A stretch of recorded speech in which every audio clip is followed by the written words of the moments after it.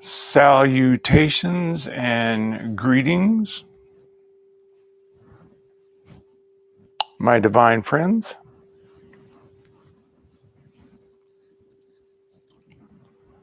Welcome to Wednesday night live stream meditation, where we are somewhat focused upon the magic, the mystery of the star Tetrahedron, and of course, what it signifies for each of us as we go through this evolutionary awakening into light activation. I wanted to chat tonight a little bit about the theme, you're not looking for the light. As most of you know, I've done, I know, thousands of readings or readings where I help individuals discern what is the level of light that is being embodied within.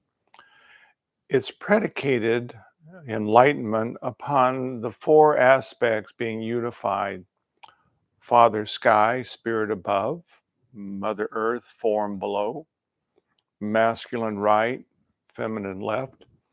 And this is then the cross upon which we, as souls, spirits, are crucified, so to speak, within the worlds of materiality. It's a blessing to be crucified within the worlds of form, because we already are within the other dimensions, what we might call the fifth or the sixth dimensional planes of light. We already are within that place of perfection, of oneness with living within light. But there was no form. There was nothing to really taste, to touch, to feel. And so we contrived. We were able then to take energy and then in frequency move it down so that it began to be densified into form. And for the first time, spirit, divine mind, source, could then literally reflect itself within dimensional reality and see what it could be for the first time.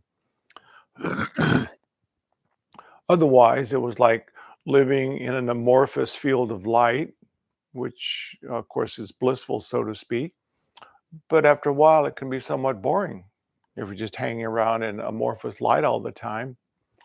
And so it was some of the excitement and joy, you see, that we wanted to, um, if you will, create a revelation into form where we could be surprised, where we could be always excited and joyful about what might be the next possibility, what it is that we might be creating or architecting.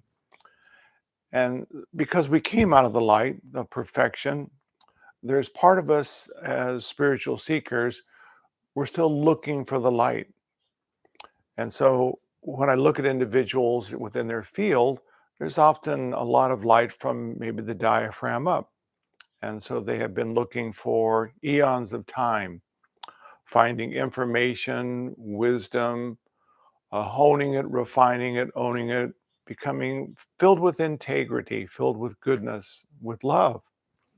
But then when we move to the energy centers below the diaphragm, they really then move into self-empowerment. How do I feel really about the deepest aspects of myself? Excuse me. Is my power truly aligned with loving myself 100%, even as a human form, a human body? And then we move into the second chakra of emotion and feeling. Have I fallen completely and in a place of really cherishing the being I am? Or am I still looking for light, maybe very beautifully exteriorizing the light in healing and service to others? Beautiful, bravo. But has it really moved into a deep and abiding acknowledgement of the childlike magic and splendor within? And then finally, to the first chakra, the base of the spine, which is about the survival, the integrity of the physical body. But equally important, the body is mother. It's earth. It is what we as spirits decided we wanted to reflect ourselves within. And we're seeking over time, you see, to reflect that which is the purity and the grace of the already enlightened beings we are, but within form. And so It's no longer just an amorphous world. It's a world that is filled with magic, butterflies and birds and dolphins and sunsets and foods and sensuality. But living as we move further into light activation in total harmony and peace and childlike joy and excitement, no longer living within the old paradigm of still wanting or needing or trying to make or do or manipulate or having power issues. Nothing wrong with any of that. It's been part of the evolution that we chose, that we decided we would put ourselves into to learn about the right side power, masculine, the left side feminine feeling, and then begin to hone it, refine it into its true principle, which we know for masculine power is a silent mind that is simply focusing light and attention. And then we fully then bring the feminine of feeling, of love, of compassion into fullness because we have so completely loved ourselves. We're no longer looking for something. We're no longer looking for love or acknowledgement or things in the world to validate us. We, through the feminine principle, we have loved ourselves profoundly. We have awakened the childlike quality, which is literally a aspect of the divine that we are. It literally puts a jewel-like quality of itself down into form. And so we, as purity, are embodied as the magical child. But as we then awaken, you see the child through love and through the father of action and the mother of love. We then awaken that soul quality, which is joy, creativity, imagination, adventure, excitement, enthusiasm. Excuse me. And then the world you see that we then create from that is a world of joy, excitement, enthusiasm, creativity, magic. And so this is, again, the paradigm that we are transitioning to as we transition out of the old. And so in this new becoming, you see, we're no longer looking for the light. We are simply finding and realizing I am the light. It already is within me. It doesn't mean we can't read a book or listen to videos or even sit with a teacher. All of those are fine, but are you still looking outside of yourself for something to make you fulfilled? One of the other interesting things that I talked with one of our friends, students, a couple of days ago is that she has been with a whole group of new seekers, let's say maybe new millennial seekers, if you will. I don't know the exact age group, but she said everyone was so focused upon finding something to bring them enlightenment. And so it was ayahuasca, it was mushrooms, it was, maybe marijuana, whatever. Again, nothing wrong with any of those things. If one uses them one or two times to explore the realms of spirit, so be it. But if it's a continual process, you see, of looking to plant medicine for your light, you then are giving your power away to something outside of you. And it literally then begins to pull energy outside of your aura and begins to disempower you in your need to find the light. You then give your light away. So once again, we're moving to the place where we realize I am the light.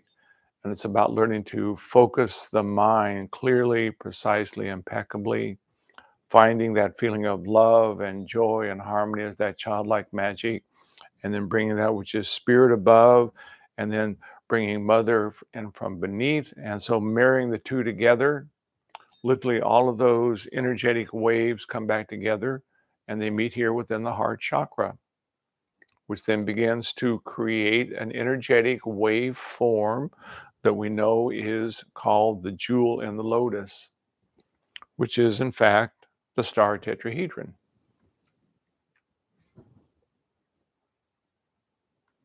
And the beauty and the magnificence of this structure, because it is the mystical marriage of Father Sky, Mother Earth, masculine and feminine, all the polar opposites of creation. There's no longer disliking anything, nor judging, nor criticizing. There's only the emanation of love, even for the deepest darkness, because we realize within There's still only spirit hiding, yes, maybe very cleverly, but there's only love and compassion. And now all this energy is now woven back together, and it does begin to architect this geometry of the star tetrahedron. And as the upper triangulation of divine power is moving and the lower triangulation of divine feminine love is moving, it is then this movement of these facets. So, this is a faceted jewel. It's moving at hyper speed in all ways. But as it does, it then opens a doorway within the middle. And from out of it, then spirit source can begin to arise forth from inside out. So, I'm not looking for the light, I am the light. God I am is now arising forth as the living waters from within me. And this is exactly what Jesus said. I am the living water. All that God is, I am. Not that he was God, so to speak, but the living essence of source was arising forth from within because there was perfect balance and harmony within all of his aspects. And as we begin to refine and begin to see and feel the star tetrahedron, the living jewel, we literally begin to realize that there is this open doorway. And with our breath, which we know as we're breathing in spirit. There's the old adage that the breath of life is spirit. Well, it's true. And so as we're breathing in, we're summoning spirit from inside out. And then as spirit then arises forth, with the exhale, it touches the facets of this spinning star tetrahedron. It then becomes glittering, effervescent, living sunlight, that which we call the Christ light. It then proceeds out into the world. It edifies, it upholds, it begins to balance and align and harmonize without even trying. And so we're no longer trying to change the world. Just like the sun, we shine brilliantly and filled with hope and joy and peace for all creation. And it edifies and it grows and unfolds ever more beautifully. And then we begin to magnetize to us individuals who vibrate to that same frequency. And we begin to create a new paradigm of true light embodied workers, no longer looking for the light. If someone is looking for the light, we're not judging that or disliking it. We're simply bringing information, a new way of living, a new way of being, a way that is truly, I am the living light. So it's a very exciting time as we then move into this light activation within. So one of the most important things we can do to continue to hone, refine all aspects is our meditation practice. If we're reading and using the mind to listen to videos and read books and look at movies, that again, all well and fine. And so the mind then creates more and more light within it. But when we then train the mind to be a silent instrument, all the light that we've gathered begins to be focused and silent. This is the true aspect of divine masculine. Just like when you go to the movie, they turn the bright projector on. They then focus it upon the film, the feminine feeling heart. It then ripples out, and voila, there's the magic on the screen. And so it's the same with us as we move into this new paradigm. I am the living light. I focus upon my dreams. It pre-creates them for me, and then I magnetize them to me. So it's effortless creation. So as we're meditating, what we're doing is, see, we're literally then bringing light in and we're bringing it down through the diaphragm. And we're then beginning to imagine and feel what are the feelings, what are the emotions that live below the diaphragm. What is it that still is within my unconscious that I have not yet to learn to love profoundly? No judgment, no criticism, no dislike of that, but let me simply, as a wounded animal, let me love it. Let me feel what this injury was. Let me so love this animal part of me that it awakens back into splendor. This is what we're doing with this childlike part of us that was symbolically wounded by a world of ignorance.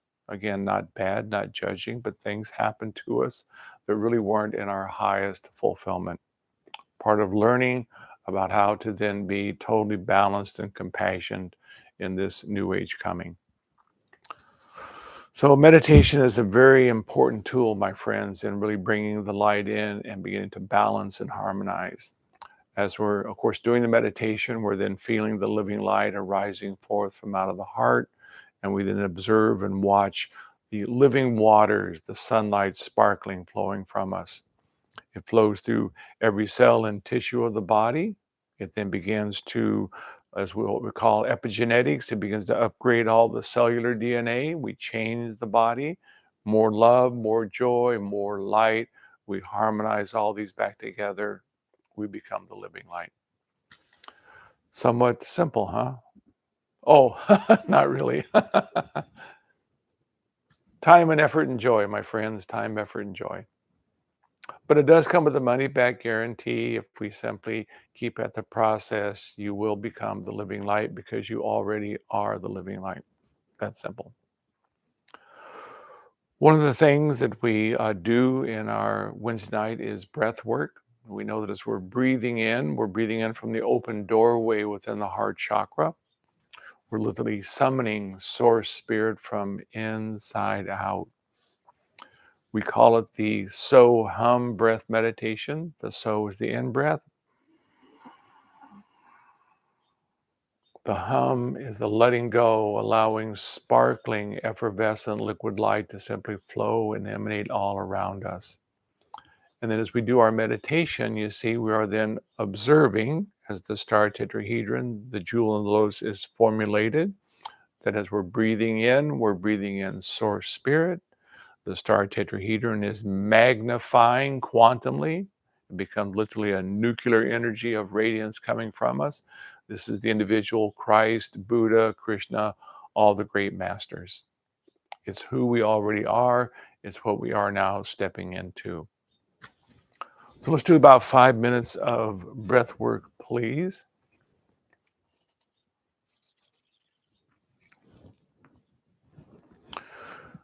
We like to have the spine nice and erect. The spinal column is what's called the cord of initiation, from the base of the spine, mother, to father, sky above. It becomes a golden tube of living light. So let's go ahead and begin slow, deep belly breathing, summoning source from the open doorway within the heart chakra.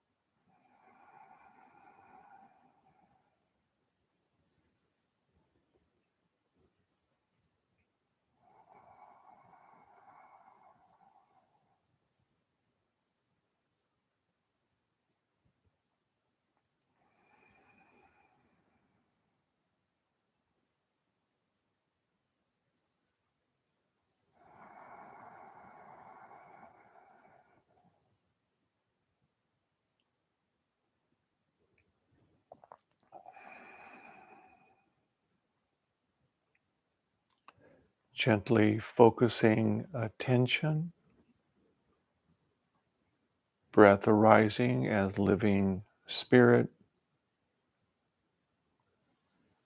observing sparkling, effervescent golden light, just like the sun. I am the light.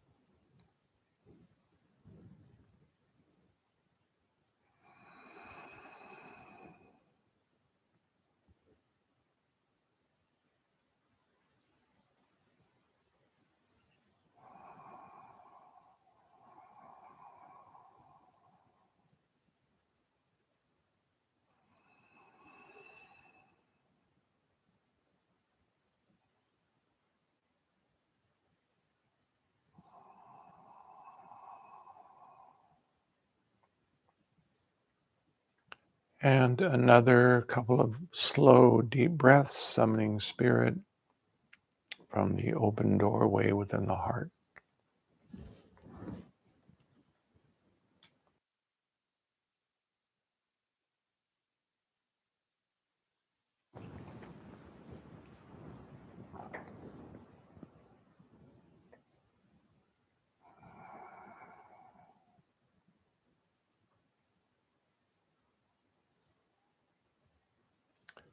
And then slowly and easily coming back into the moment of the now.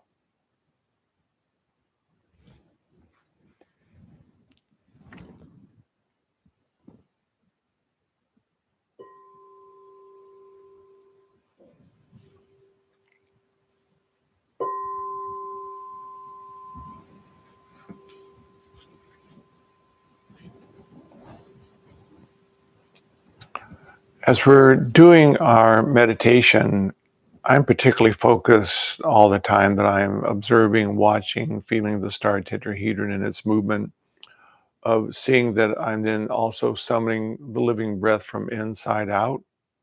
And then as it is then flowing out from me, it becomes this very dynamic living water, sparkling, effervescent. And if I allow my mind to wander, it can be dissipated a bit. But then I come back once again to refocusing and always training myself to be more aware of the living breath is bringing in spirit, touching the facets of the living star, and I am the living light. And as we practice that more and more each day, you see it, and we are that becoming.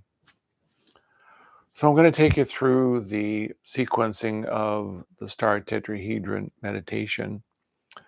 We don't focus too much on necessarily the movement of the star. The more important part is the open doorway within the heart. We will find as we continue to breathe and watch the doorway and feel it, that we then begin to observe and see that the upper triangulation is moving left to right, the lower triangulation right to left, but then it's spinning front and back and left and right and all around.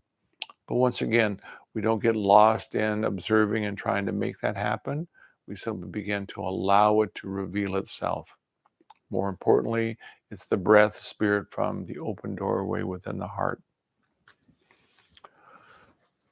So let's go ahead and close the eyes and feel the body relaxing.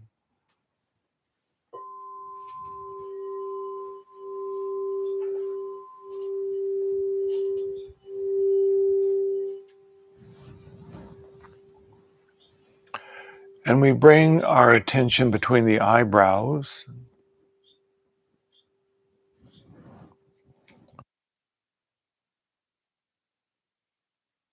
knowing as we draw a line straight back, we imagine it,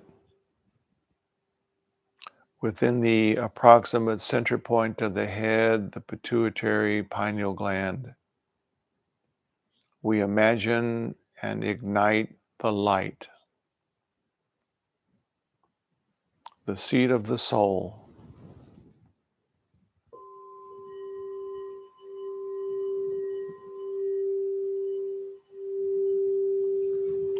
allowing light to fill the mind, to fill the brain. I am the light.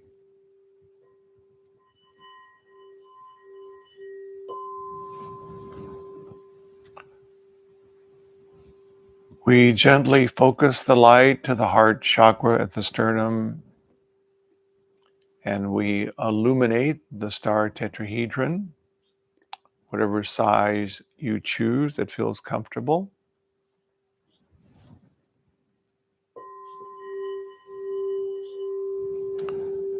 And within the area of the heart, the sternum is the open doorway into spirit void, from out of which all creation is arising forth. We now are the breath of life. And with each in-breath, summoning spirit, living light,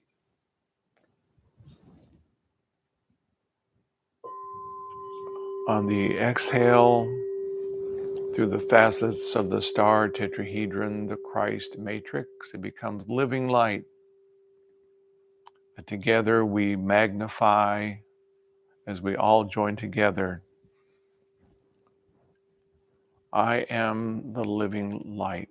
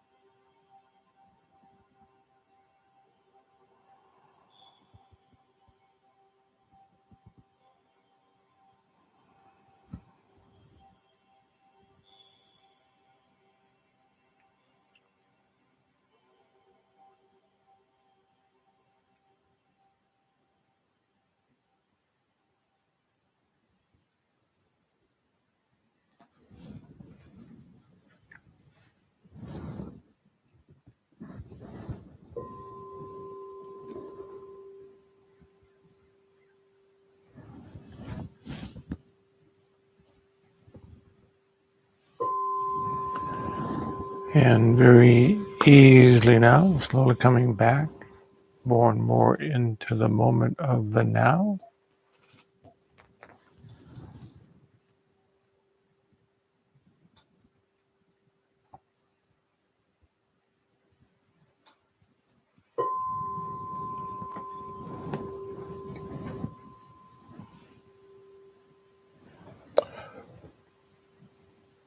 So it's a bit of a challenge when most of the world is still looking outside of itself for validation, the light, awareness.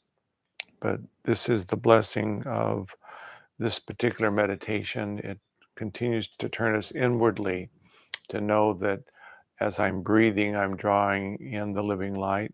I'm allowing it to flow from me, and I am the gift of light into the world, which really begins to change the dynamics of the world.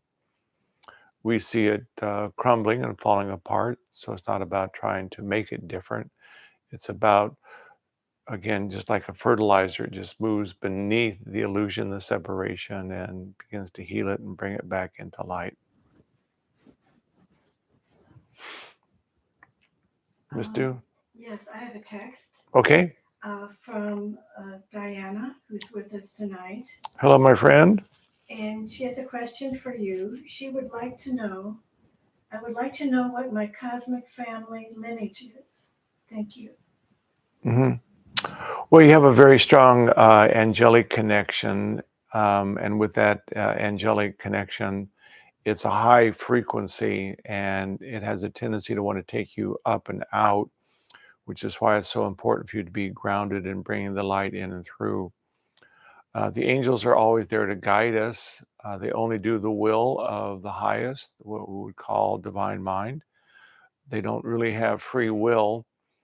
At the same time, we can call upon them and ask them to assist us in our daily practice, in prosperity, in meeting people. So that's definitely part of your cosmic family. It's also part of your work that has been down through time and space. It's been more of what we might call the priestess energy.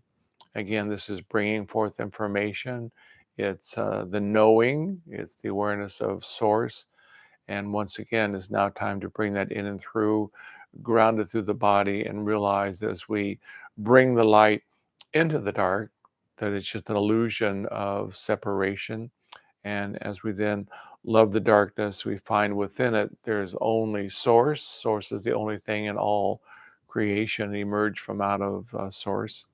And as we're then symbolically loving the darkness within us, the emotions of fear or sadness or loneliness or anger, whatever they are, as we slip beneath them, we always find one thing, and that's that childlike part of us that is the peace of the soul, the purity that was judged or criticized or programmed in some negative energy from the world.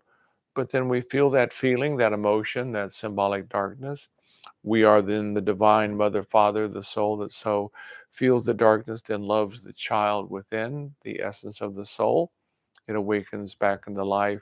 And then once again, separation falls away and we become the master of the light, the dark, the good, the bad, the yin, the yang, because they're all just the plays or the polar opposites of creation. Nothing is out of balance. Nothing is happening except for life revealing itself. And we then have the choice, will I be in judgment or dislike? Or will I find what is reflecting the judgment or dislike out there that's really something inside that I'm now healing and bringing into light activation? So, a very marvelous energy field. And as you're working in that divine place that you live and being grounded with Mother Nature, it's definitely a great of assistance. All right, my dear friends, thank you very much for coming and playing this evening. And we'll see you again in two weeks. So blessings upon all.